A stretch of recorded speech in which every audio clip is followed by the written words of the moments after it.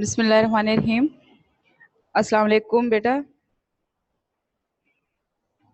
آج ہم نظم اونٹ کی شادی پڑھیں گے۔ اس کے شاعر کا نام دلاور فغار ہے۔ بیٹا کیا آپ سب کو میری آواز اچھی طرح سے آ رہی ہے؟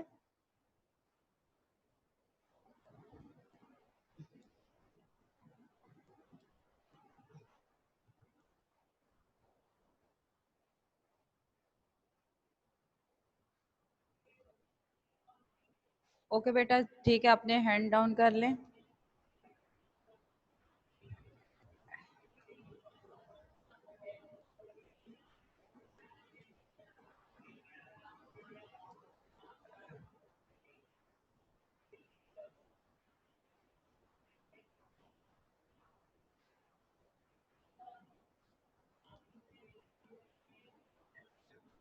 دلاور فغار بیٹا دلاور فغار کو واقعاتی مزاحیہ شاعری میں شہرت حاصل ہے۔ دلاور فغار کا اصل نام دلاور حسین تخلص پہلے شباب تھا، پھر فغار اختیار کیا۔ بدایوں میں پیدا ہوئے۔ یہ دور حاضر کے مزاح نگار ہیں، یعنی انہیں مزاحیہ شاعری میں ایک بلند مقام حاصل کیا۔ ابتدائی تعلیم بدایوں میں ہی حاصل کی۔ ایم اے اردو کا امتحان آگرہ یونیورسٹی سے اول درجہ میں پاس کیا۔ اسی یونیورسٹی سے ایم اے معاشیات کا امتحان بھی پاس کیا۔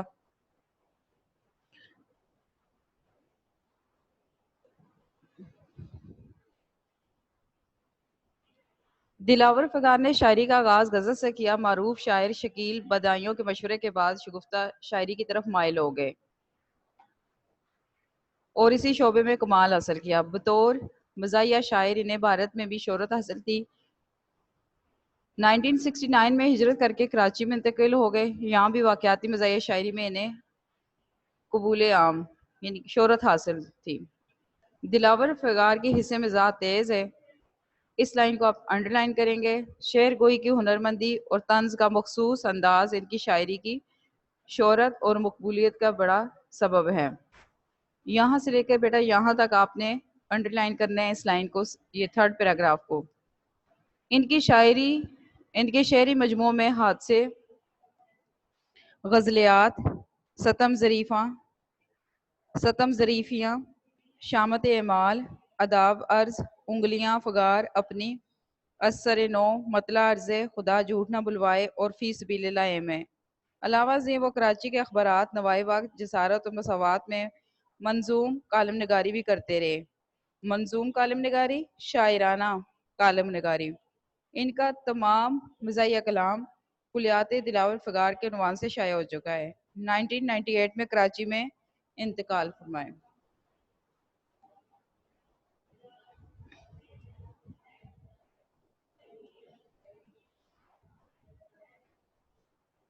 بیٹا کسی بھی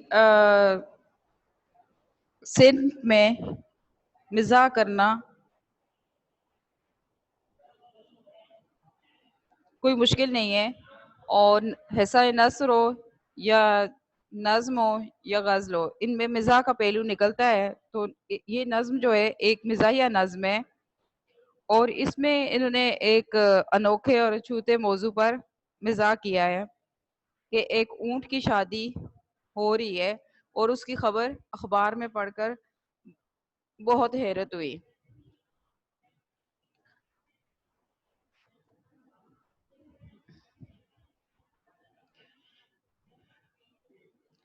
نیا یہ آج کے پرچے نے گل کھلایا ہے کہ سیرا باندھ کے ایک اونٹ بلبلایا ہے۔ پرچہ کاغذ مراد اخبار، پرچے کاغذ مراد اخبار، گل کھلایا انوکھا کام کرنا، نئی بات کرنا کہ سیرا باندھ کے ایک اونٹ بلبلایا ہے۔ سیرا خوشی کے موقع پر دولہے کے سر پر باندھا جاتا ہے۔ بلبلانا بےتاب ہونا، اونٹ کا آواز نکالنا، آؤ فغاں کرنا۔ نیا یہ آج کے پرچے نے گل کھلایا ہے کہ سیرا باندھ کے ایک اونٹ بلبلایا ہے۔ اس میں ایک لائن آپ نے جو ہر شعر کے شروع میں لکھنی ہے اور آپ کو یاد رہنی چاہیے کہ دلاور فگار کو واقعاتی مزاحیہ شاعری میں شہرت حاصل ہے، ان کی حص مزاح تیز ہے۔ یہ لائنیں آپ نے ہر شعر کے سٹارٹنگ میں لکھنی ہے۔ اس کا مفہوم، آج کے اخبار میں یہ انوکھی خبر پڑھنے اور دیکھنے کو ملی کہ ایک اونٹ شادی کا سہرا باندھ کر بے قراری سے چلا رہا ہے۔ اس شعر میں شاعر کہتا ہے کہ آج کے اخبار سے ایک نئی خبر ملی ہے اور یہ خبر اونٹ کی شادی کے متعلق ہے۔ اخبار میں یہ انوکھی خبر آئی کہ ایک اونٹ کی شادی ہو رہی ہے اور باقاعدہ سہرا باندھ کے وہ خوش و خرم اپنی شادی کی تیاریوں میں مصروف ہے۔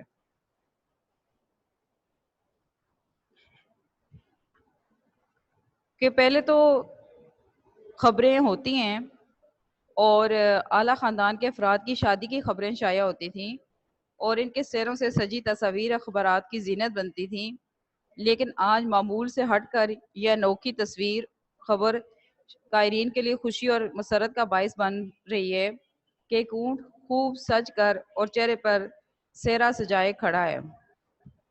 اس نے سہرا تو سجا لیا ہے، لیکن اب اسے احساس ہو رہا ہے کہ شادی کے بعد زندگی کا ایک نیا رخ شروع ہوتا ہے۔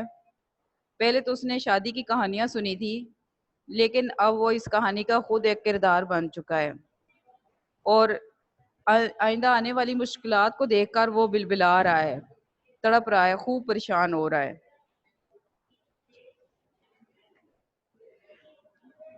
شعر نمبر 2۔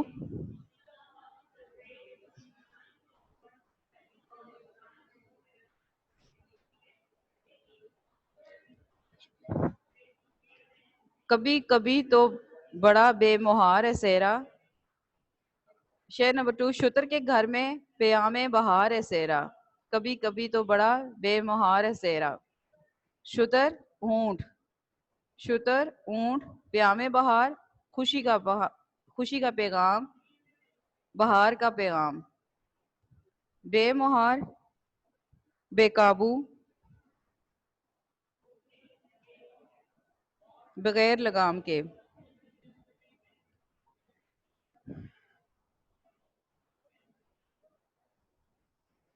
اس کا مفہوم کچھ اس طرح ہے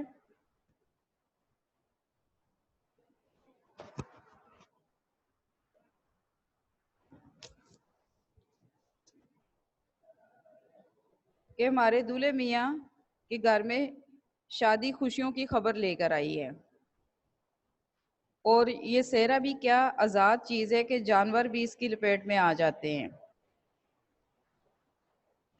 تشریح: اونٹ کے گھر میں سہرا ایک شادی کا پیغام ہے اور اونٹ اپنی شادی سے بہت خوش ہے۔ کبھی کبھی تو اونٹ بڑا بے مہار ہوتا ہے، یعنی بے لگام ہوتا ہے، یعنی یہ سہرا بعض اوقات قابو میں نہیں رہتا۔ سہرا باندھنے والا بعض اوقات بہت زیادہ اپنی مرضی سے کام کرتا ہے اور اپنی مرضی کا مظاہرہ کرتا ہے، یعنی خوشی میں انسان اپنی حد سے تجاوز کر جاتا ہے۔ اس وقت اونٹ کی بھی یہی حالت ہے کہ وہ شادی کا سہرا باندھ کر بہت زیادہ خوش ہو رہا ہے اور شادی اس کے لیے زندگی کا ایک نیا آغاز لے کر آئی ہے۔ یہ بات اونٹ کے لیے فخر کا باعث ہے، اعزاز کا باعث ہے کہ آج اس کے چہرے پر سہرا سجا ہوا ہے۔ سہرا خوشی کی علامت ہے اور اونٹ اس خوشی میں بے قابو دکھائی دے رہا ہے۔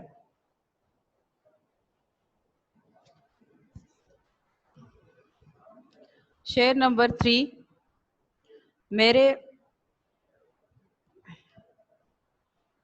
میرے بننے کو مبارک یہ خوشگوار گھڑی، کہ سر کا درد بڑا ناک میں نکیل پڑی۔ بننے دولہے، میرے بننے کو مبارک یہ خوشگوار گھڑی، بننے دولہے خوشگوار خوشی بھرے لمحات، گھڑی لمحہ، کہ سر کا درد بڑا ناک میں نکیل پڑی۔ ناک میں نکیل پڑنا اونٹ کی مہار، اونٹ کے ناک کی رسی جو اونٹ کو قابو میں رکھنے کے لیے اس کی ناک میں ڈالی جاتی ہے۔ اس شعر کا مفہوم کچھ اس طرح ہے کہ میرے دولہے کو یہ خوبصورت اور سہانا وقت مبارک ہو، پہلے تو وہ آزاد پھرتا تھا مگر اب اس کے ناک میں نکیل ڈال دی گئی ہے، یعنی اس کی پریشانی بڑھ گئی ہے۔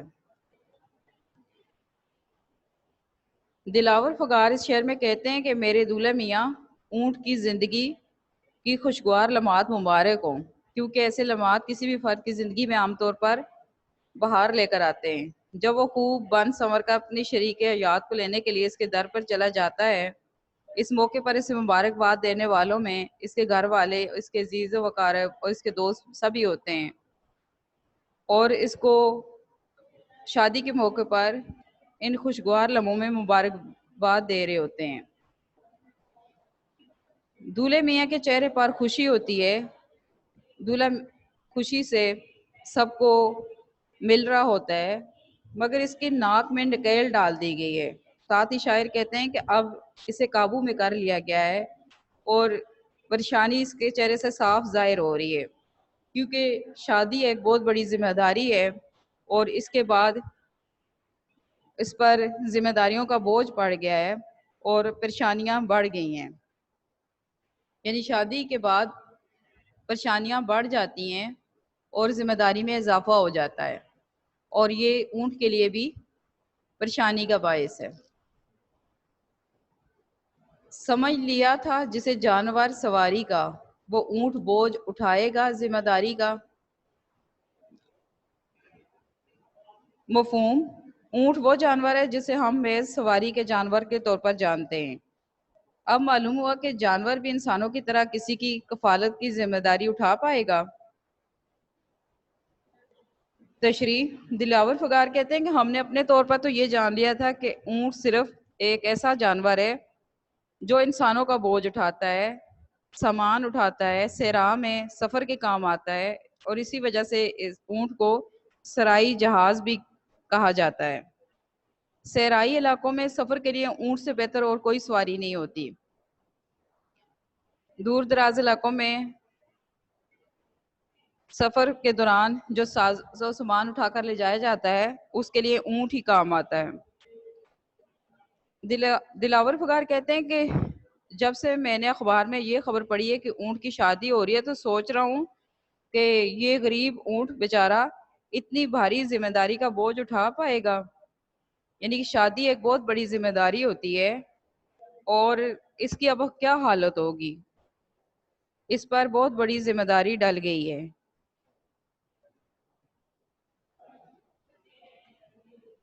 اگلا شعر: میاں، ٹھیک ہے دیکھ کے بھیج دیتی ہوں۔ میاں شتر کو مبارک یہ رشتہ شادی، اسی کو کہتے ہیں اردو میں قید آزادی۔ شتر اونٹ، قید آزادی آزاد کا قید ہونا۔ مفہوم: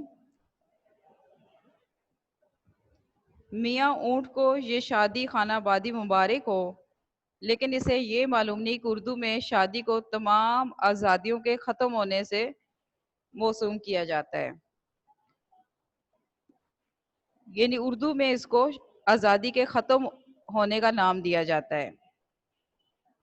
دلاور فغار کہتے ہیں کہ اخبار میں یہ خبر پڑھنے کے بعد کہ اونٹ میاں کی شادی کے رشتے میں منسلک ہو رہے ہیں اور لوگ اسے مبارکباد دے رہے ہیں، تو یہ دولہے کا حق بھی ہوتا ہے کہ سب لوگ اسے مبارکباد دیں، اس کے لیے خوشی کا وقت ہوتا ہے کیونکہ وہ اپنی نئی زندگی کا آغاز کر رہا ہوتا ہے۔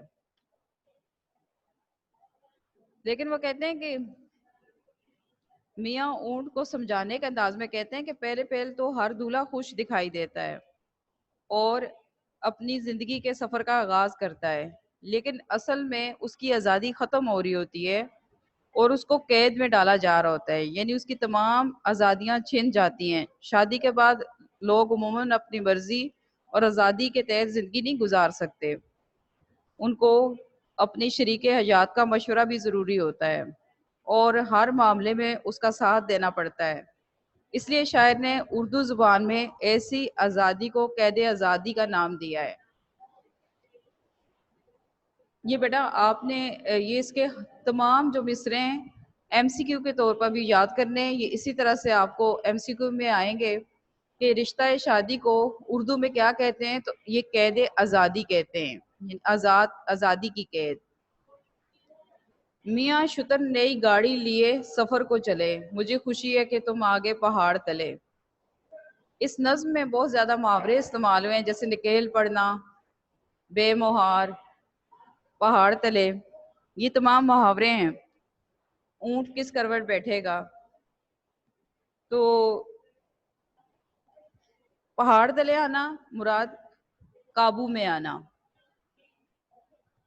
مفہوم، اونٹ کی شادی پر اونٹ خوشی خوشی نئی گاڑی میں بیٹھ کر نئے سفر پر روانہ ہو گئے ہیں، لیکن مجھے خوشی ہو رہی ہے کہ اب وہ ذمہ داریوں کے پہاڑ تلے آ گئے ہیں۔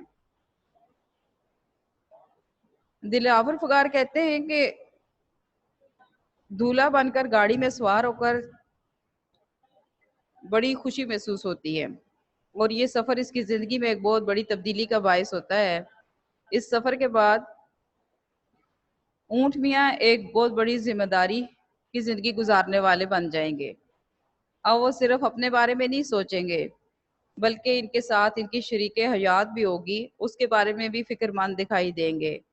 ان کی خوشیاں، ان کے دکھ بڑھ جائیں گے، مگر پریشانیاں بڑھ جائیں گی، کیونکہ اب یہ ذمہ داری، شادی ایک بہت بڑی ذمہ داری ہے، اور اونٹ اب پہاڑ کے نیچے نہیں آتا کیونکہ اس کا قد بہت اونچا ہوتا ہے، اور وہ اپنے سے اونچا کسی کو نہیں جانتا، یعنی اونٹ یہ سمجھتا ہے کہ میں سب سے اونچا ہوں۔ کہاوت ہے کہ اونٹ یعنی کہ یہ سمجھتا ہے کہ میں سب سے اونچا ہوں اور کبھی پہاڑ کے نیچے نہیں آ سکتا، لیکن یہاں پر محاورتاً یہ بات استعمال ہوئی ہے کہ اب اونٹ جو ہے وہ قابو میں آ گیا ہے، اور شادی کی بہت بڑی ذمہ داری اس پر ڈال دی گئی ہے۔ اب دیکھتے ہیں کہ یہ اس ذمہ داری کو کس طرح سے پورا کرتا ہے۔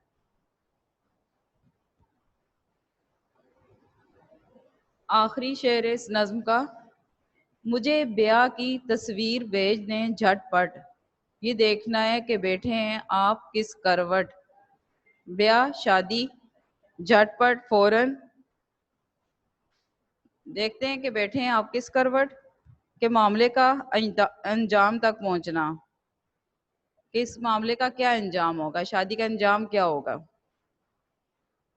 اب اس کا مفہوم اس شعر کا کہ اے پیارے اونٹ، جس قدر جلد ممکن ہو مجھے اپنی شادی کی تصویریں بھیج دیں، تاکہ میں دیکھ سکوں کہ شادی کے بعد آپ کس کروٹ بیٹھے ہیں، کہ یعنی اس شادی کا انجام کیا ہوا ہے۔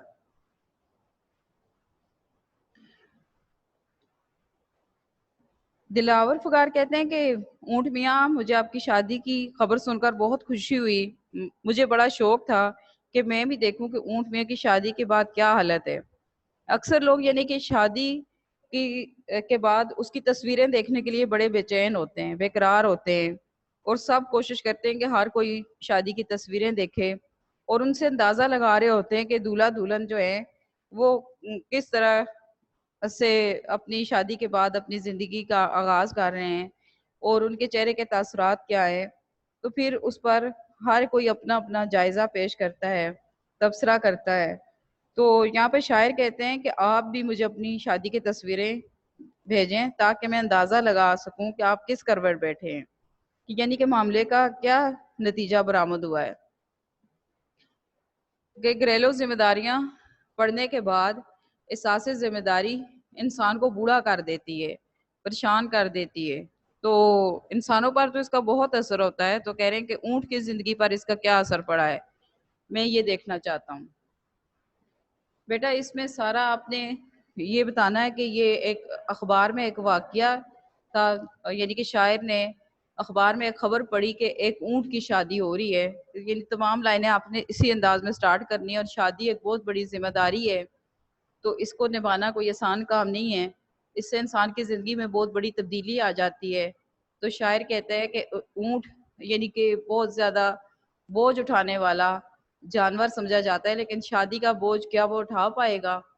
تو اس طرح کی لائنیں آپ نے ہر شعر میں لکھنی ہیں، اور کیونکہ نظم کا موضوع ایک ہی ہوتا ہے، اس لیے یہ لائنیں آپ کی ہر شعر میں صحیح رہیں گی۔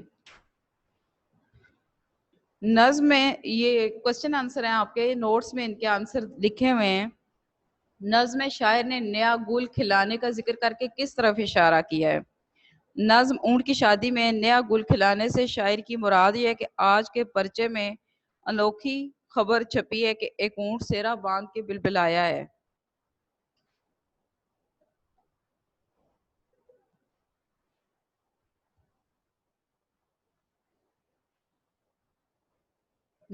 نکیل پڑھنے سے شاعر کی کیا مراد ہے؟ نکیل پڑھنے سے شاعر کی مراد ہے کہ شادی کے بعد بے مہار زندگی ختم ہو جاتی ہے، آزاد زندگی ختم ہو جائے گی اور ذمہ داریوں کا بوجھ بڑھ جائے گا۔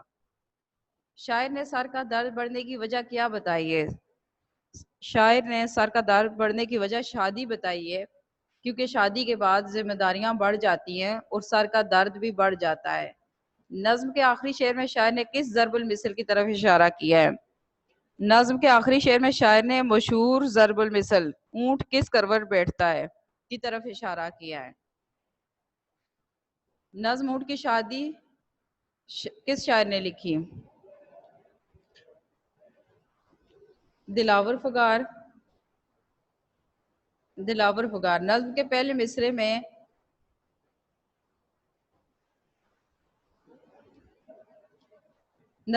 مصرے میں آج کے پرچے سے کیا مراد ہے؟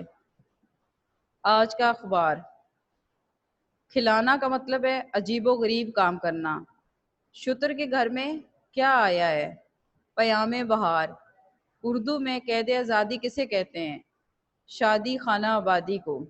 شادی خانہ آبادی کو۔ یہ آگے مصرے لکھے ہوئے ہیں، ان کو آپ اپنی بک میں سے دیکھ کر مکمل کر لیں۔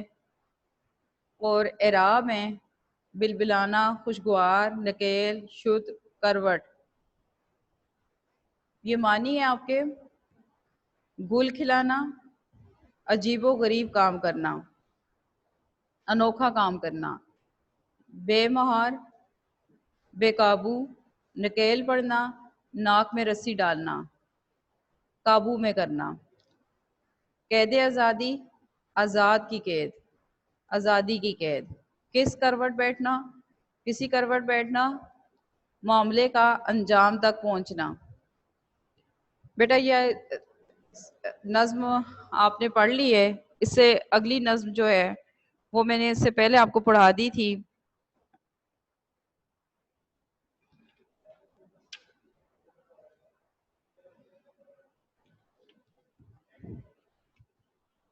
مال گودام روڈ۔ مال گودام روڈ یہ مرزا محمود سرحدی کی ہے، اور اس میں انہوں نے پشاور کی ایک مشہور و معروف سڑک کی بدحالی کا ذکر کیا تھا اور حکومت کی توجہ اس کی طرف دلائی تھی۔ اس کو میں تھوڑا دوبارہ ریپیٹ کروا دیتی ہوں۔ وہ کہتے ہیں کہ یوں تو میرے شہر میں سڑکیں کئی ہیں لازوال، کہ یوں تو میرے شہر میں کئی لازوال سڑکیں ہیں، لیکن ایک ایسی سڑک بھی ہے نہیں جس کی مثال، لیکن ایسی بھی ایک سڑک ہے جس کی کوئی مثال نہیں دی جا سکتی۔ اس کی چھاتی پر کئی ٹانگیں الٹ کر رہ گئے، سینکڑوں گھوڑوں کا اس پر ہو چکا انتقال، انتقال پانا، وفات پانا۔ یعنی کہ اس کی چھاتی پر اس سڑک پر چلتے ہوئے کئی ٹانگیں الٹ کر رہ گئے اور کئی گھوڑے جو ہیں اس پر انتقال پا چکے ہیں۔ آس پاس اس کے جو بستے ہیں نہ ان کی پوچھئے، جس قدر ویراں ہیں یہ اسی قدر وہ خستہ حال۔ ویران،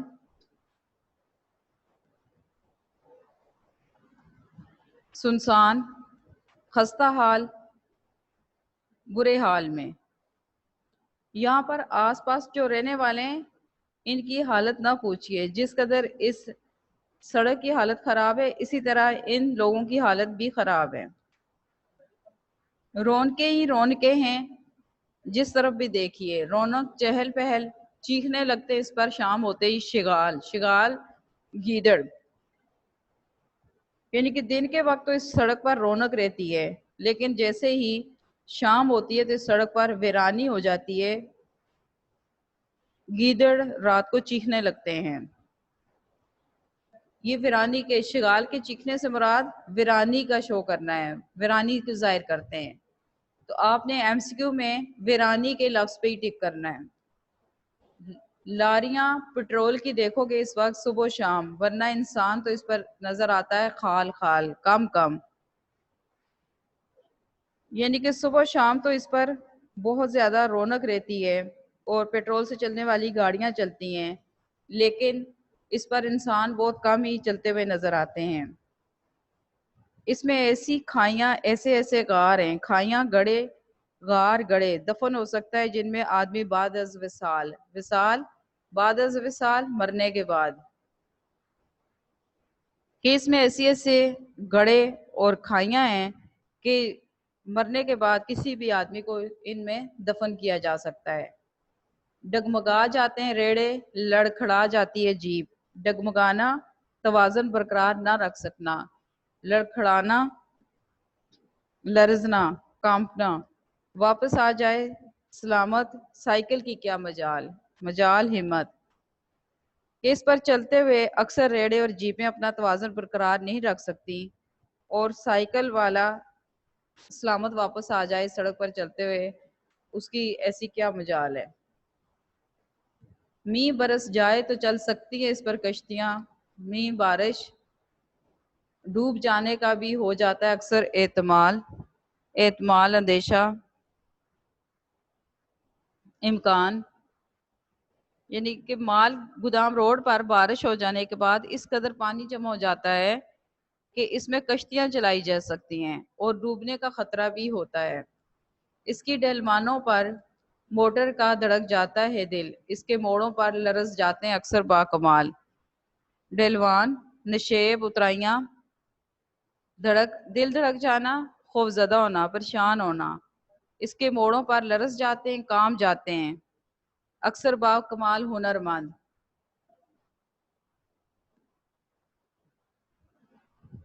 یعنی کہ اس پر اس سڑک کی حالت ایسی ہے کہ اس پر بہت زیادہ باکمال ڈرائیور بھی اکثر ڈرائیو کرتے ہوئے گھبرا رہے ہوتے ہیں، ان کا دل ڈر رہا ہوتا ہے. اس پر جانے کا کبھی ہوتا ہے جس کو اتفاق، اس کے لوٹ آنے کا پیدا ہی نہیں ہوتا سوال. یعنی جو کوئی بھی کبھی اس پر چلا گیا اس سڑک پر، ایسا ہو ہی نہیں سکتا کہ وہ صحیح سلامت واپس آ جائے. سوچتا رہتا ہوں کب میرے وظیفے کی طرح اس کی بدحالی کا آتا ہے حکومت کو خیال. وظیفہ، پینشن، تنخواہ، اس کی بدحالی، بری حالت حکومت کو خیال.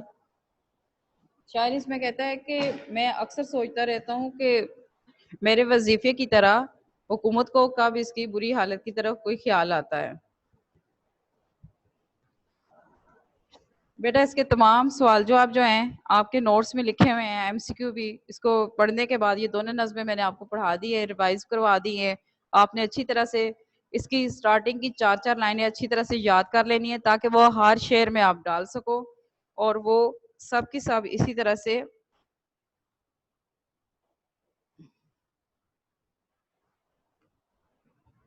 اس کی. میں نے آپ کو شاعر کے پیش نظر یہ نظم لکھنے کا مقصد طنز برائے اصلاح. یہ نظم کس شاعر نے لکھی؟ محمود سرحدی. جو شخص ایک سڑک پر گیا کبھی لوٹ کر نہ آیا. یہ نظم کس مجموعہ سے لی گئی ہے؟ اندیشہ شہر. اندیشہ شہر. شاعر نے کس سڑک کا مذاق اڑایا ہے؟ مال گودام روڈ. اس سڑک پر ٹانگیں الٹ جانے سے گھوڑوں پر کیا گزرتی ہے؟ مر جاتے ہیں. سڑک پر شگال کے چیخنے سے واضح ہوتی ہے ویرانی.